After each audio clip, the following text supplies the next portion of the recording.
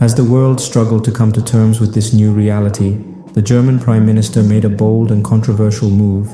In a speech broadcast on the biggest European network, he called on all his European allies to join him in declaring war on the United States of America.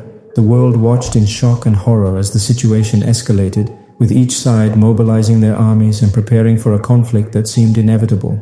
The Germans had declared war up on an allied nation, and the stakes had never been higher.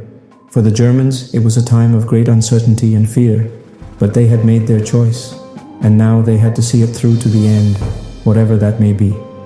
The world held its breath, waiting to see what would happen next. The tension had been building for years, and finally, the world was pushed to the brink of war. The US had been in talks with Europe for months, hoping to resolve the growing conflict and avoid a catastrophic outcome. But when those talks failed, it was clear there was no turning back. All eyes turned to Europe as the continent found itself at the center of the conflict. Germany in particular was the target of the US's aggression, and when the first American missile hit near the capital and destroyed a part of the technology center, it was clear that this would be a devastating conflict.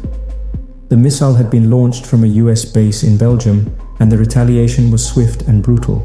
The Germans targeted 2 major cities in Belgium, causing a death toll in the hundreds of thousands. The world was plunged into chaos, and by 2041, most of the European nations that had aligned themselves with the US were in shambles. Belgium was the first to be isolated, and others soon followed. France joined forces with Germany, while Spain gave in to the Chinese, and Portugal became a hub for the US. The Russians, meanwhile, aligned with the Chinese, leaving the Portuguese with no hope at all. Despite their efforts, the Americans had failed to cripple Germany by pitting them against the Russians. Instead, they had isolated themselves from their allies and were running out of resources and options. Desperate for support, they turned to Brazil and Mexico, but neither country answered their call.